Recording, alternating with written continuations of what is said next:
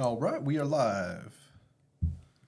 Hey, what's up, everyone? Welcome to the MLO Show. I'm Abel Perez. I'm Stephanie Perez. And we are The Married Loan Officers. Back at it another week. Yes. Yeah, this week was quite rainy. We're right in between Christmas and New Year's. And I got to say, I like this time of year. I do miss my son a little bit. By the son, I mean the actual son. I was like, he's at the house. I'm an outdoors person. Yeah, and you are. You know I You hate are. being cramped up, and I'm sure plenty of you are like that. And it's nice to cuddle up and watch some TV and Netflix and chill every now and Yeah, then. But you started a series without me the other day, so yeah, I was we in won't some talk big about trouble that. there. But anyway, back on the show.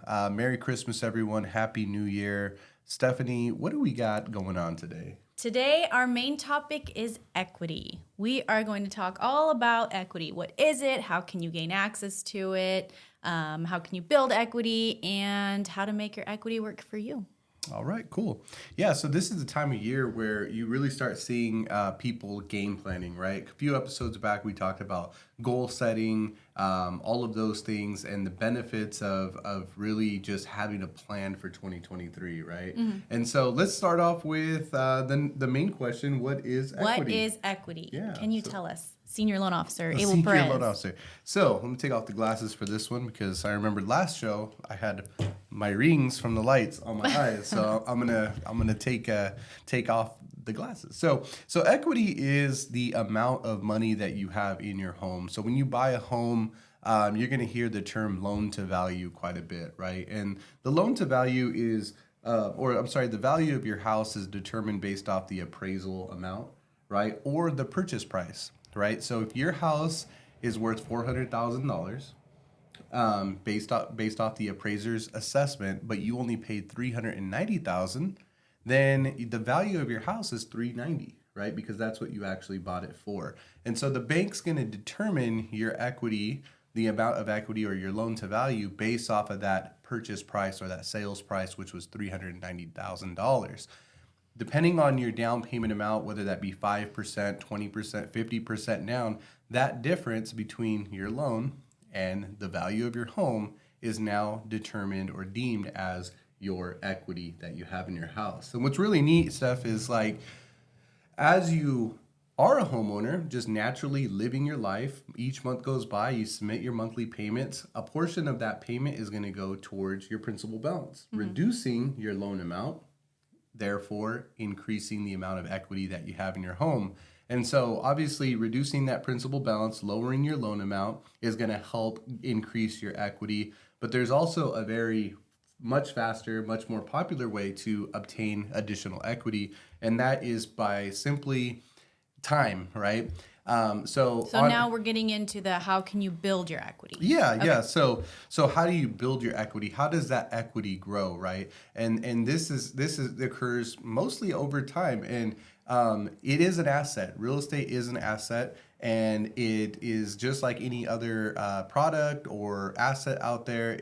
Time or supply and demand does play a factor into it, right? And so the more desirable your house becomes, or the fact that it is a home available, dictates the amount of appreciation that you have in your house, right? How much money does your house become worth year over year? And over the last 40 years, on average, we've seen an 8% annual appreciation in homes, right? So what that means is if your house is worth $100,000 today, same time next year, you could expect that to be $108,000 based off of that 40-year trend, right? Now, over the last few years, people have been super lucky and fortunate because we've seen this rapid increase. And of course, we're here in California where real estate is, typically a lot higher. If you're on the East Coast, Midwest, some of those smaller states, it may not be the same, but here in California, it definitely has been. Yeah. And we've seen appreciation as high as 35%. And if you think about that, that's pretty intense, right? So you go from 100,000 to 108,000 on a 40-year average, but just in the last few years, people have went from 100,000 to 135,000 in that short amount of time.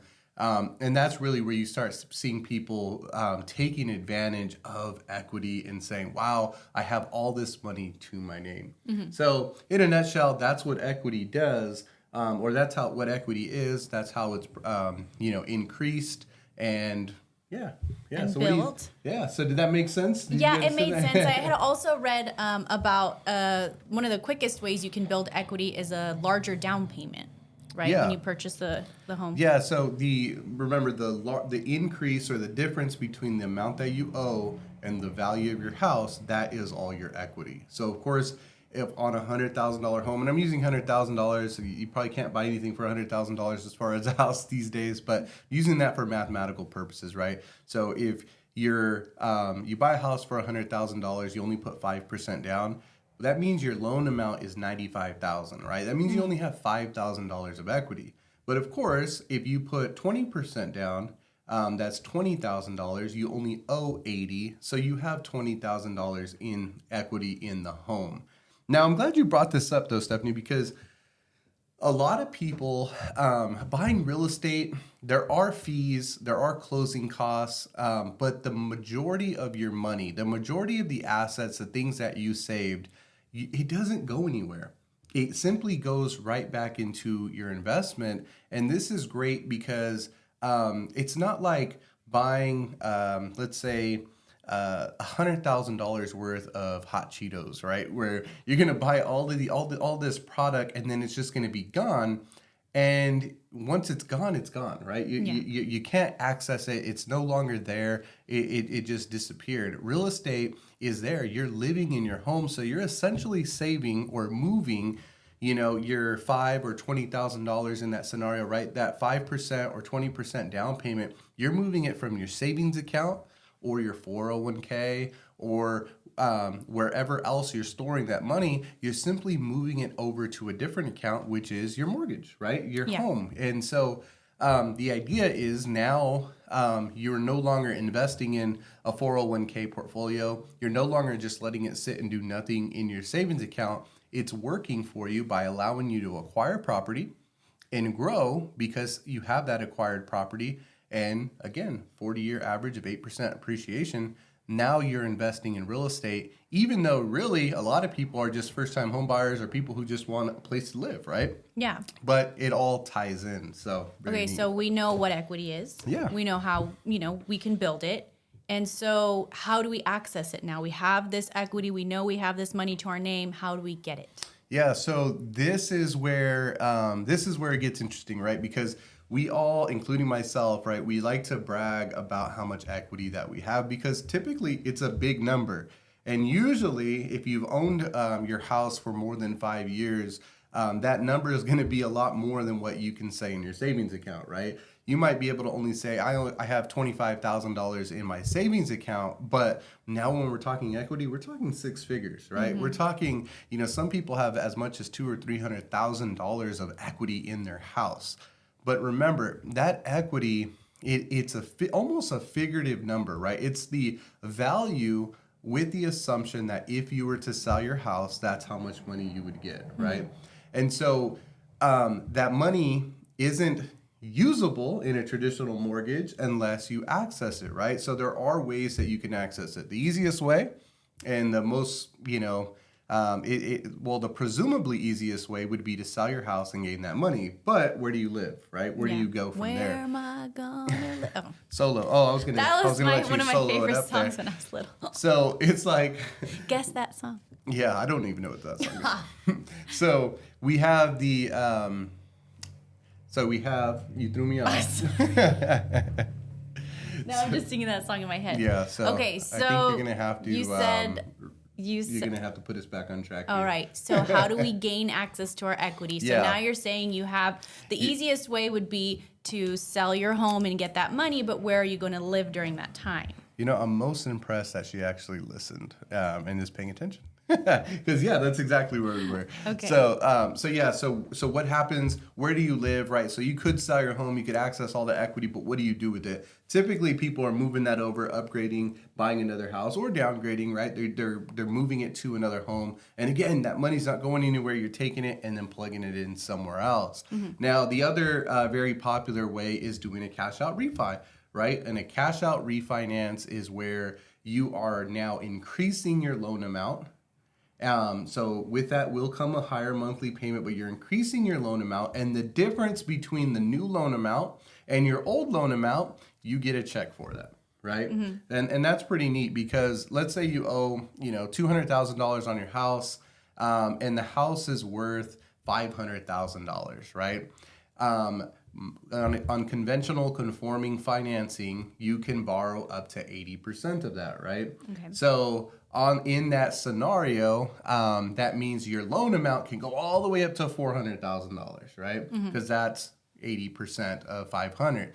So you can go all the way up to 400,000, and the difference, that 400,000 minus the 200,000, if you wanted and if you qualified to borrow up to 400,000, have a new loan amount of 400,000, and you qualified, we completed that deal. At the end of that, you'd have a check for $200,000, right? Okay. And the cool thing about a cash out refi is it's just that you get that check for $200,000. So with what now it's like, what do you do with that money? Well, it's a check written to you, so you could literally do whatever you want.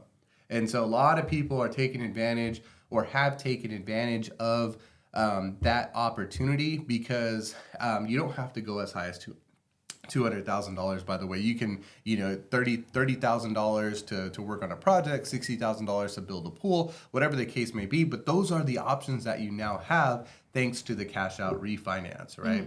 And so, then the conversation becomes, what are you going to do with that money, right? What would you do with $200,000? Probably remodel. Yeah, and that's exactly what people do is, they put it right back into their home. They reinvest, they'll consolidate debt, because even though you're refinancing, right, and then you're going to be subjected to today's rates, so that's something to consider. Yeah. Typically, your mortgage on your primary residence, which means that's where you live, that's the roof that's over your head, that mortgage on your primary residence is typically the lowest cost of money. And when we talk about cost of money, of course, we're talking about interest rates, right? And so some clients say, initially they're like, well, I'm at a 3.5%. Rates today are 5.5%, and so I don't want to increase my rate by 2%, right? But if they need access to that money, then remember, if you're going to go and get $200,000 as a personal loan or even maybe a business loan, the percentage on that is going to be much higher, right? Okay. You're probably looking at double-digit interest rates, 10, 15%, depending on what type of loan it is. And those loans, the difference in your payment, you would have to take a look at that, right? Okay, if I get a private loan over here or a personal loan over here, $200,000 with a 14% interest rate, what's my new monthly payment on that? What's the payback on that? And if it's $800 a month, and we plug in over here and we say, hey, well, your mortgage would only increase, $600 a month, and that includes the $200,000, all this stuff, then your overall monthly expenses are probably better off with that cash out refi, right? And so those are always scenarios that I'm sure and conscious to run through for my clients so that they can make the best financial decision for themselves, right? Yeah. So now we've accessed our equity, and how do you make it work for you? Yeah, and now, so that, we need to bring in some investors at that point, right? Yeah, so, we do. So that's always the thing, right? Like with money in general, it doesn't matter if you're pulling, we're talking about cash out refi or if it's just money that you already have. It's like, if you're thinking like a business and operating like a business, you're always looking at the REO, right? The return on investment. Or REI? REI? Is REI? That's a store. RIO. I said REO. I was like, you said ROE. So, doing applications earlier, in the applications, there's an acronym. It's REO, which is real estate owned, right? So I was looking at that all day, and that's where it got stuck in my head. But I'm talking about the RIO, I'll forgive you. Right? The No, ROI, return on investment. Oh my gosh. Oh my gosh, I think I just lost like I 10 think he followers needs- and 8 subscribers right now. He's Yeah. probably just hungry. So all of these acronyms are confusing me, but I can tell you what won't confuse me is the numbers. So those will always be pretty accurate. go. So spelling, maybe not my thing here. Acronyms are not your thing. Acronyms. You know what else is not your thing? Remembering celebrities' faces. Yeah, that's pretty hard too. Yeah. So, I'm good at that. You're not. all right. Well, I think you threw me off once Back again. to how to make your equity work for you. You said something about possibly needing to speak to an investor. Well, any time that we're looking at what we do with our money, we want to see what the ROI is, right? Or the return on our investment. So if I give you $5 or if I spend $5, what do I get in return, right? And obviously with $5, you probably can't expect very much except Penny for a product, stocks. right? But if we Yeah. say, hey, I'm going to take this $10,000 and I'm going to apply it here, what's the ROI on that, right? Are you just going to get like a jet ski and then like have fun and that's it? It depreciates in value, and in 5 years it's broke down and you're having to put more money into it just to keep it operating, right? Or are you going to take that $10,000 and are you going to infuse it in another investment type opportunities, right? Yeah. That could be stocks, that could be whatever the case may be, and that's where a qualified investor can really help you direct that money. Here in the Central Valley, like we're loaded with small businesses, right? We all have friends that have, different projects and stuff going on. And so it's very popular. It's not uncommon to know somebody who has a project that they might want to let you in on, right? Hey, look, we're crowdfunding for this new opportunity, or I'm gathering investors for a flip home in real estate, whatever the case may be. And it might be an opportunity for you to take that $10,000 and grow it that way, right? But I think the bottom line behind all of this is like equity from your home. Now it gives you this conversation, right? It allows you to have these conversations. Whereas if you don't, then you're just out of the game and you're sitting back thinking, well, I don't have $10,000, or I don't have the ability to now play with all this money. We bought our first home in 2009, right? 2009. And we sold it in 2017. 17? Okay. So, yeah, and that's 8 years. I said my math wasn't going to be bad, but there you go. We'll say yes. I'm questioning it. So that's 8 years that we had our house, and within that 8 years, we had over $100,000 in equity, right? Yeah. So we had $100,000 in equity in just those 8 years, but our account balance in our savings was not over $100,000 it probably wasn't even over $100. Yeah. But my point being is that while we were simply living life, right? And that included, turning it into a rental property, renting it out for a few years while we were out in Bakersfield, Reno, Nevada, Sacramento, just kind of going through our careers and things like that. By the time we came back, house was still intact, worth over $100,000 more than what we had paid for it. Yeah. We were able to fix it up, get additional monies for it, sell it, earn all that money, all that equity, and then buy ourselves a house that was almost 3 times as big as it, right? And it checked a lot of the boxes that we were looking for. And so it gave us the ability to upgrade, and we had all of that money sitting there when we weren't actually like saving that entire time for that home, right? But it was made possible because we had invested early on in real estate. So again, that equity just gives you that power, and and most of the time, it's like some people I know, they're like, okay, well, what's it going to be worth next year? What's it going to be worth the following year, right? But if you're looking at it that way, real estate can get a little bit more complex, and you're going to have to really, make sure the numbers make sense for you. But if you're just looking, oh, I'm going to live in here, you're patient with it, 5 to 7 years of patience, you're going to find yourself with some significant equity, which can result in some significant dollars in your bank account. Yeah. So cool. What would you do right now with some equity? Okay. Well, I said I would. Fun stuff. Fun stuff. Yeah. Probably start a business. All right. So there you go. A nice little side hustle. So I'm going to go ahead and put, we have a job opening here at the MLS show. Stephanie's going to be leading me, starting a business and sailing off to the sunset. You asked me. I know. I'm not galloping into the sunset. I would buy a horse. No. Okay. Well, I could buy an investment property and Yeah, for that sure. could get me money. That's, Well, yeah, and you know, you're right. Starting a business doesn't mean it's a storefront. Doesn't mean that it's anything like that, right? It could be a limited liability company where you are acquiring properties, you're managing those, you're cash flowing That's on what the I rental, meant. all of that stuff, and then you can still stay with me here on the MLS show, right? Yeah, I Not can do leave that. me. No, yeah, I not won't leave leave me you. like Kelly left Regis back in the day. No, Michael Strahan left Kelly. Oh, Anyway, everybody drama, seems drama, to be drama. leaving Kelly over the last few years. I like her. Or Just several be nice. years. So anyway, sorry, Kelly. If you're watching this, we're not trying to burn you. You. Yeah, I know, huh? I'm being nice. So let's jump right back into it and wrap up the equity side of it. So we talked about accessing the equity is going to require you to sell the home or either sell the home or do a cash out refi, right? But there are other loan products that give you access to the equity without having to pay that amount that you're accessing in interest, right? And so you see a lot of people probably think, oh, he's talking about a home equity line of credit, right? But a home equity line of credit, What is the acronym for that? HELOC. I just said the home equity line of credit. Yeah, I know, but you couldn't even say ROI earlier. HELOC. HELOC. Good So anyway, I thought it would have been the other way around, but anyway, I knew.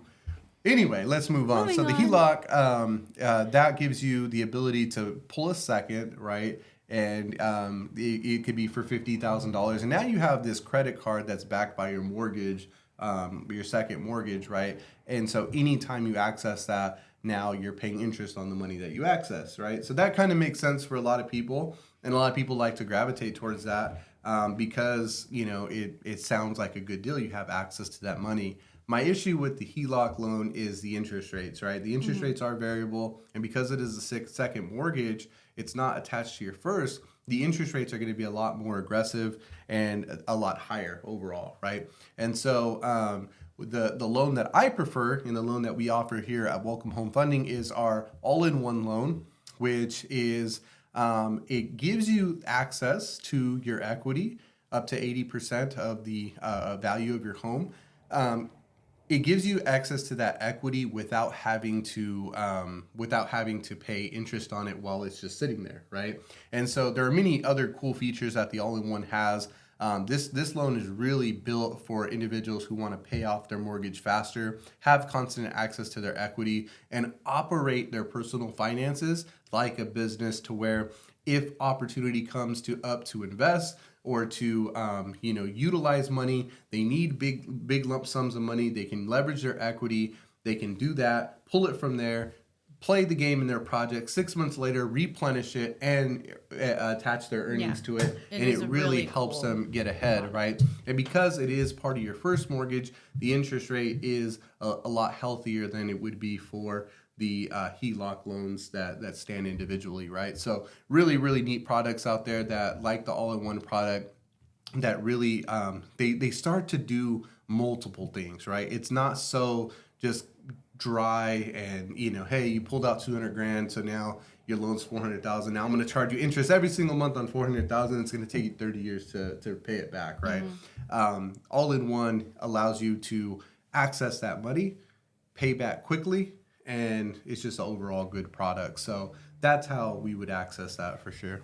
Cool. Well, thank you for sharing all of that equity knowledge with us today. Yeah, for sure. I think that's Yeah, what we have on that. We learned a little bit about equity and learned a little bit about my lack of ability to remember acronyms or the order of the acronym. Yeah. So anyway, in the real estate business, whether you're a real estate agent or a lender, you're gonna know 100% what we're talking about. It is hard because there's so many acronyms, right? Everything has an acronym. There are a lot of acronyms. And so that's my excuse today for forgetting the ROI, return on investment acronym. So I'm a little embarrassed about that, but You'll be fine. You'll recover. I think we'll be okay. Not as bad as your bad hair day. We got a You'll million get over it. we got millions of viewers, and so this might go viral. Millions. It might they might write an article. It might be placed right above the Kardashians article, whatever they got going on. Maybe. So we'll see.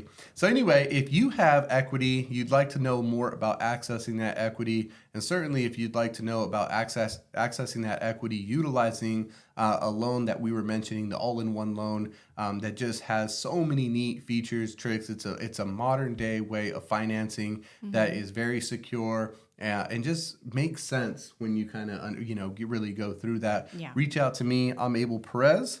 And here's my business card right there. You can go ahead and take note there. And that's all we got today. That's all we got. All Have right. a happy new year, and we'll see you Happy next New Year. week. Be safe out there, everybody. Take care.